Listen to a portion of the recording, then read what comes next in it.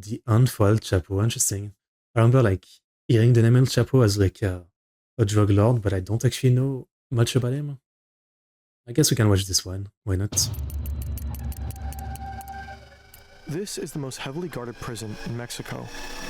Tall mesh fences, huge watchtowers. The area is a no-fly zone. This prison is considered to be unescapable. Yet today, someone will escape. This someone happens to be the world's most powerful drug lord, El Chapo. He won't use any violence, nor will he climb over the fence. All he will do is walk into his shower and disappear. This is the story of how El Chapo became one of the most successful drug dealers in the history of mankind, how he was hunted by authorities for decades, and how he escaped them over and over again. And it's the story of how an interview with a Hollywood actor and a failing car engine finally brought him down. Okay. The man from the mountain.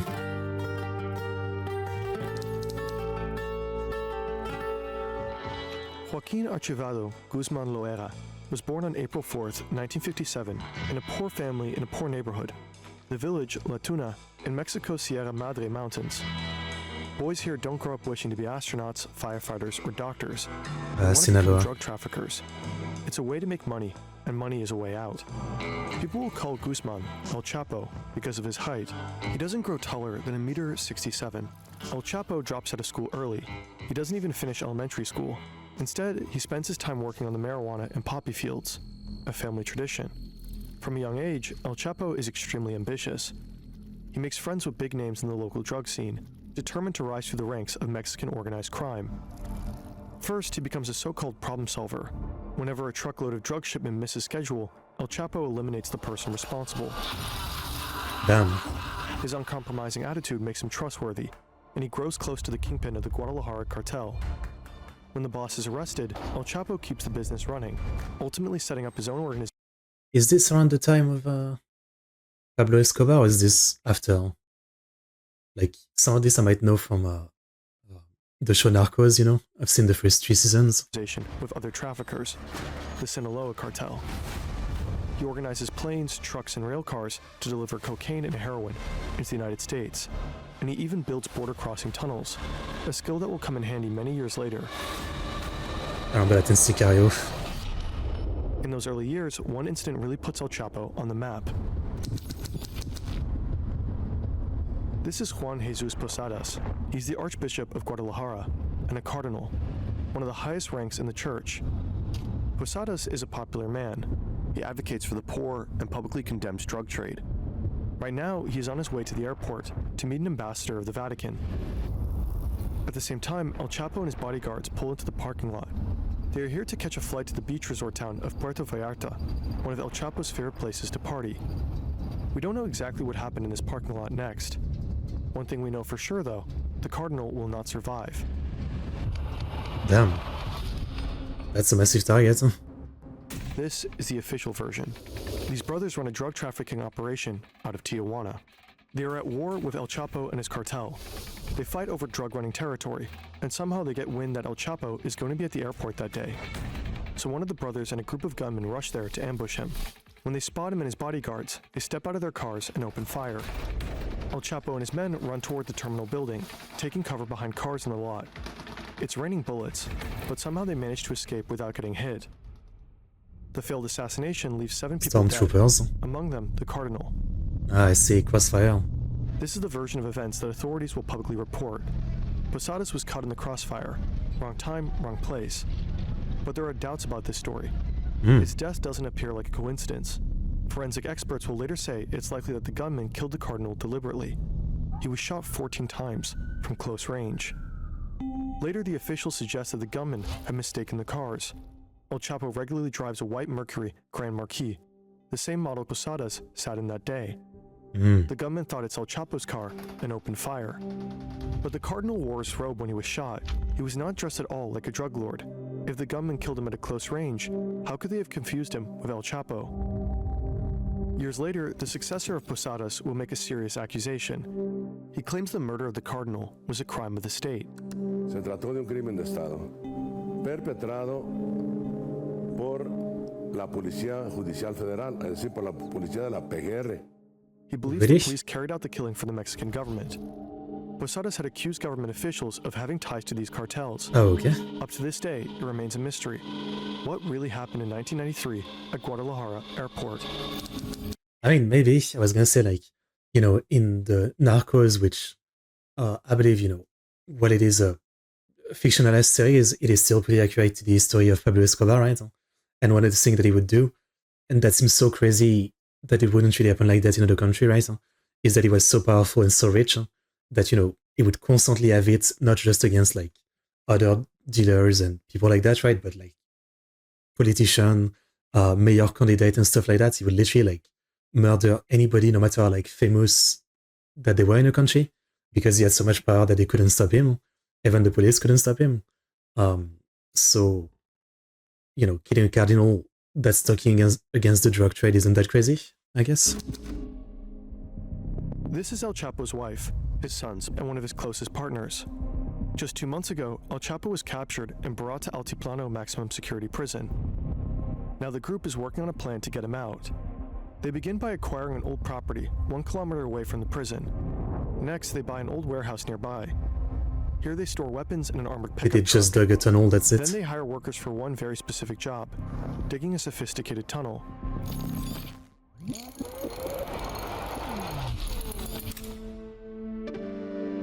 Back in 1993, after the shootout at Guadalajara Airport, the Mexican government placed a bounty on El Chapo. It took just 2 weeks until he was found and arrested. He denies being responsible for the death of the cardinal. He insists that he was the supposed target of the shootout. Ultimately, the authorities believe him. They don't charge him for homicide, just for drug trafficking.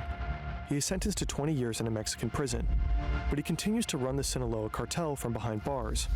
Through his lawyers, he passes orders to his closest allies. He doesn't need to be in the room to pull strings. His empire runs on whispered instructions and tightly coordinated moves. Sometimes real power is remote. With AnyDesk, you can access any desktop from anywhere. It works with all the major platforms. Great transition. Mac, iOS, Linux, what have you. Completely Great secure transition. and with top-notch performance. AnyDesk is a perfect tool if you want to work in sunny Mexico for a bit, without taking your huge desktop with you. People in our team literally use it all the time. AnyDesk connection is so fast that it often feels like we're sitting in our PC back home. It's also perfect if you want to help your friend or colleague fix a software problem remotely, with no lag, no limits, no middleman, and while keeping data private. Go to anydesk.com/Fern to keep your empire No way, there's no running lag. from away, across any setup, anywhere. In 2001, El Chapo has enough of life in prison. Also, the Mexican Supreme Court just approved a law that makes it easier to extradite criminals like him to the US. Time to get out. The official version of his first prison escape is spectacular. He supposedly bribes a guard who helps him climb into a laundry cart. The guard then pushes the cart out of the cell, down the hallways, and through an unguarded gate to the parking lot. El Chapo jumps out and climbs into the trunk of a car. The guard gets in and drives to the outer prison gate. After a quick search, the car is That's waved simple. through. Nobody checks the trunk. But again, that's just the official story. Several authors and journalists don't buy it. One argues that the prison's checkpoints were equipped with heat and motion sensors, capable of detecting any living creature, even a cat. That means the alarms would have gone off. Instead, the journalists suggest that El Chapo may have left the prison dressed in a police uniform, escorted by other corrupt officers. One way or another, systemic corruption likely played a role, and El Chapo put his newly won freedom to use. I mean, he has so much money, yeah. Some people are gonna be bought. Public enemy. El enemigo público. In the following years, the Mexican cartel landscape changes dramatically. In 2002, the leader of the Tijuana cartel is killed in a shootout with police. One of the brothers who had supposedly tried to assassinate El Chapo at the airport. A year later, the leader of the Gulf cartel is arrested. 2 major cartels are now without leadership. El Chapo sees an opportunity. He pushes into Tijuana and Gulf territory, triggering brutal fighting. Nuevo Laredo, an area along the US-Mexican border, practically turns into a war zone. Former forces of the Mexican army begin working for El Chapo. They clash with what's left of the Gulf cartel, whose core fighters were partly trained by the US. Early on, the violence results in more than 1,000 deaths, many of them civilians. And that's Insane. only the beginning. In 2006, Felipe Calderón becomes Mexico's new president. Determined to crack down on organized crime, he declares war on the cartels and deploys the military. The violence escalates dramatically. Between 2007 and It's crazy that this is all still going on to this day, right? I mean, they still haven't been able to get all this under control. 2014, over 160,000 people died in the course of the war on drugs in Mexico. In these 160,000. years of bloodshed, El Chapo rises. He becomes the world's most wanted criminal, transforming the Sinaloa cartel into one of the most powerful criminal organizations in history. It becomes the top supplier of drugs to the United States: cocaine, heroin, methamphetamine, and fentanyl. El Chapo's cartel operates in 50 countries and generates billions of dollars in profits each year. In turn, El Chapo becomes extremely wealthy, eventually making Forbes' list of the world's billionaires. No wonder it's hard to keep him locked up.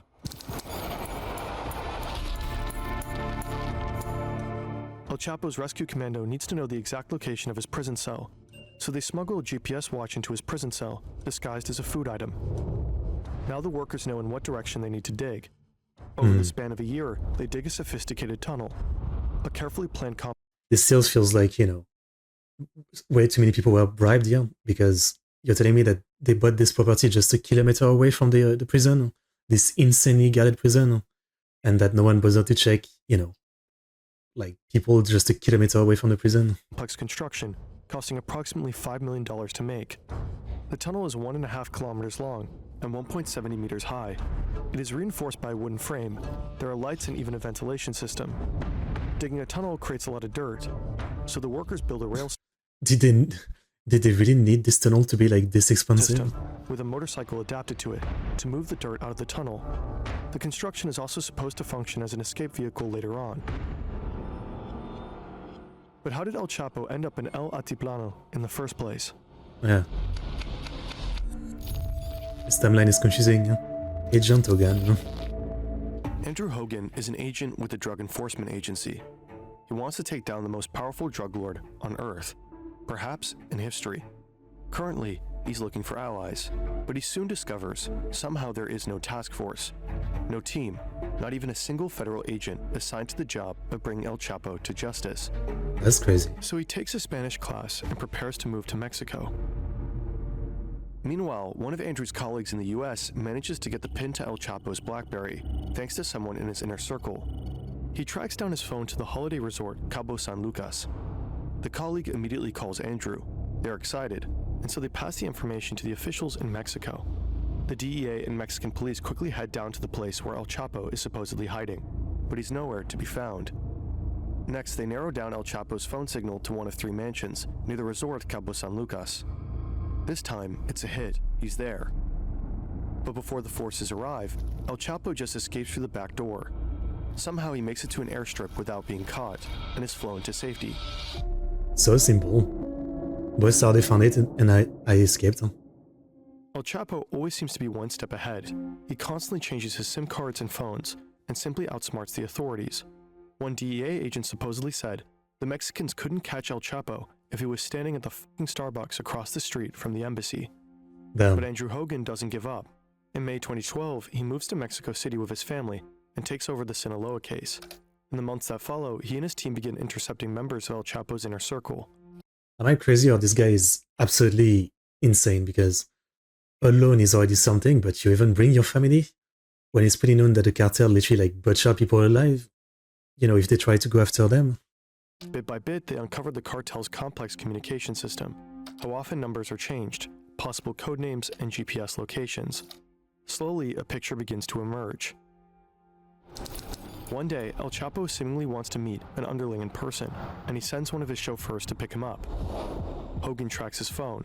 The chauffeur finally arrives at a place in Culiacan. The signal leads to a group of 5 houses. Hogan organizes a capture operation with dozens of Mexican Marines, helicopters, and trucks, and he joins the mission himself. They surround the property and storm inside. But once again, El Chapo is gone. Instead, they find a strangely placed bathtub covering the entrance to a tunnel that leads into the sewers of Culiacan. He sure loves his But tunnels. this time, the Marines manage to stay on El Chapo's tail. 3 days later, they find out that one of his men had driven him to the coastal town of Mazatlan, to a hotel. The Marines enter the 4th floor of the hotel. They storm into room 401, heading straight for the bedroom. El Chapo is with his family. He barricades himself in the bathroom with an assault rifle. His wife pleads with the soldiers not to harm their daughters. Shortly after El Chapo surrenders, they got him. Alright, well, nice. Andrew Hogan's job is done now. He caught the most wanted man on the planet, and he worries for the safety of his family, who moved to Mexico with him. So they board a plane back to the US. Meanwhile, El Chapo goes to Altiplano.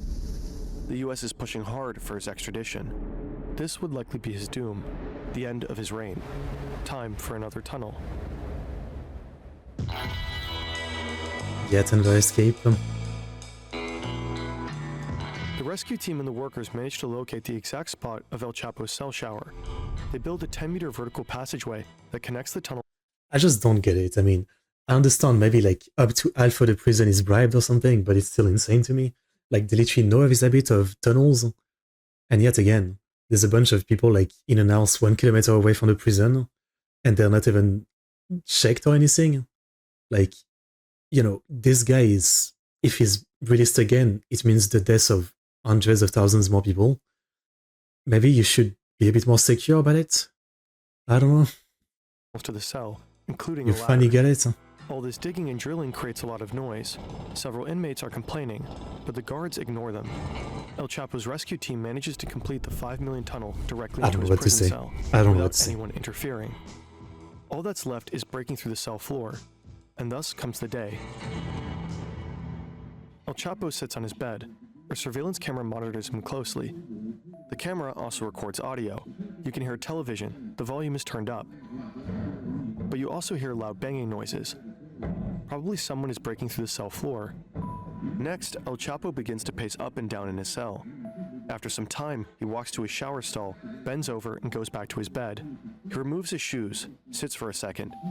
Then he walks behind the shower wall and simply disappears. He squeezes through the hole in the ground. It's just 50 by 50 centimeters wide. 1 meter below, he finds footing on a ladder. He climbs down 10 meters into the ground until he reaches the tunnel. Someone is already waiting for him. It's Likely so his simple. wife's brother. The rescuer sits on the motorcycle on rails. El Chapo climbs on behind him. Like, seriously, like, he's the most wanted criminal in the world. They got him, and they couldn't even prevent him from escaping by digging a tunnel. Like, one of the most basic way to escape. Together, they make the 1.5 kilometer ride to the other end of the tunnel. When they arrive, El Chapo and his companion climb up a small ladder through the exit shaft. They end up in an unfinished house, covered with construction material. An ATV is parked outside. They drive a short distance to a warehouse and switch to an SUV. Then they drive for 2 hours, until they arrive at an airstrip. A plane is already waiting. They board it and fly to Sinaloa. Good job.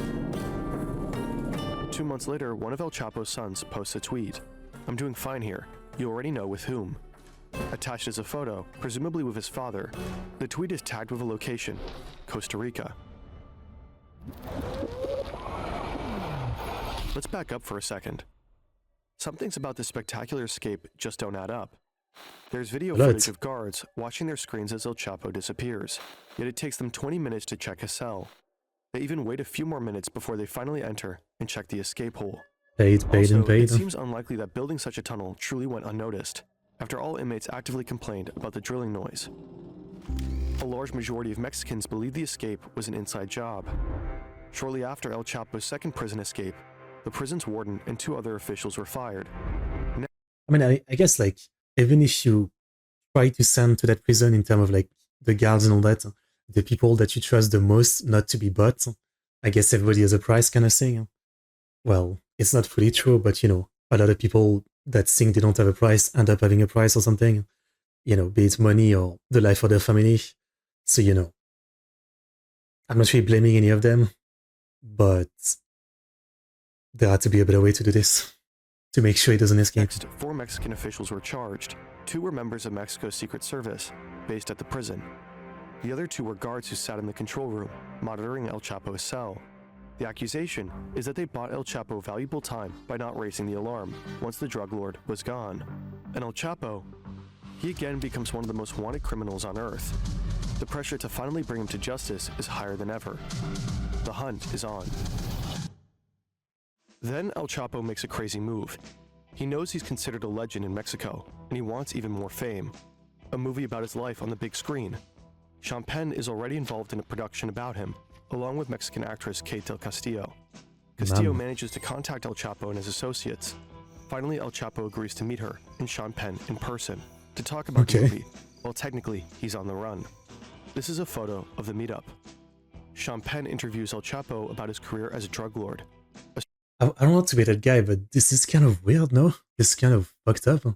Like, the guy is actively a drug lord right now, you know, causing the deaths of hundreds of thousands of people, and you meet him all nice to know about him and make a movie about him while he's still alive. Like, while he's still doing all this fucked up shit. Isn't this kind of weird? I don't know. It's kind of weird. Story later published by the Rolling Stone.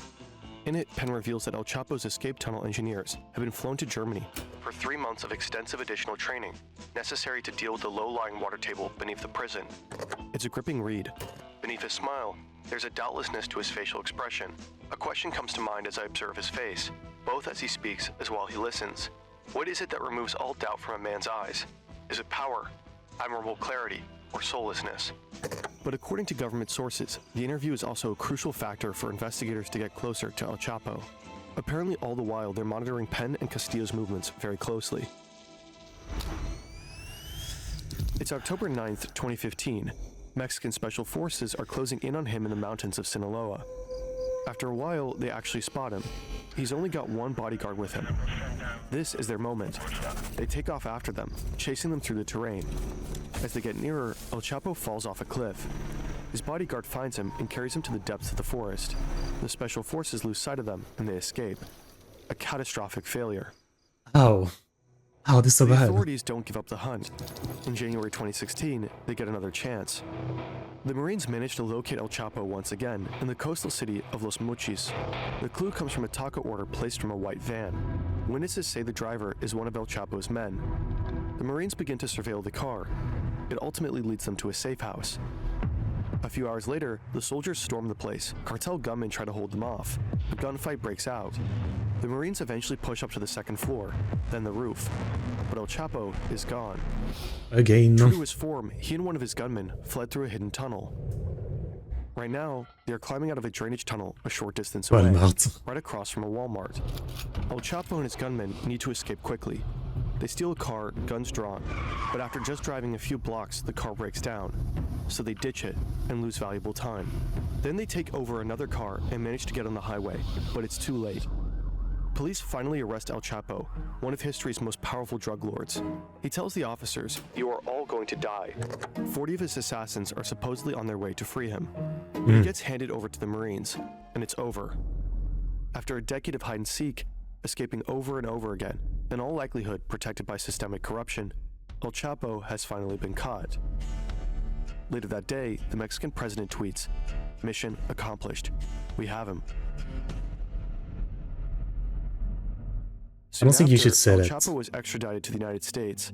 And obviously, because wasn't it the same thing they said about like Bin Laden, right?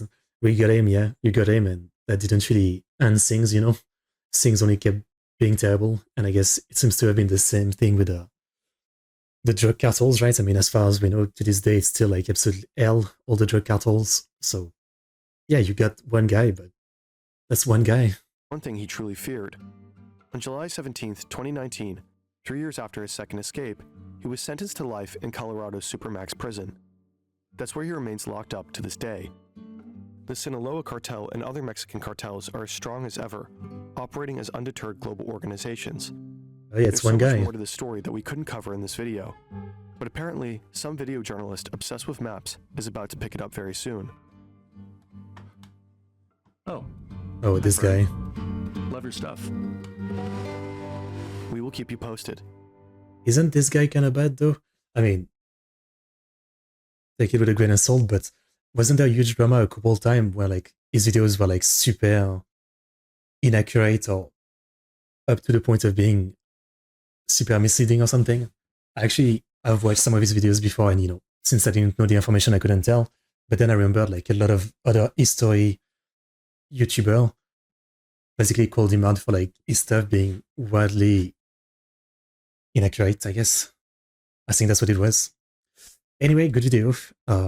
Yeah, it feels again like yeah, the funny got him, but it's the same thing as Bin Laden, right? I mean, it didn't kill terrorism, right? And it's the same thing here. I mean, yeah, it's one guy that's the fucking problem. Like one guy won't end it all, I mean, it's not like I don't really know about him running the business, but it's not like he was a mastermind. He was just good at escaping. So there's always going to be a next guy, and even if the next guy is a fuck up, there'll be another one. I don't really know how you stop it all. So yeah, very interesting. Great video. Great video. Here's the link.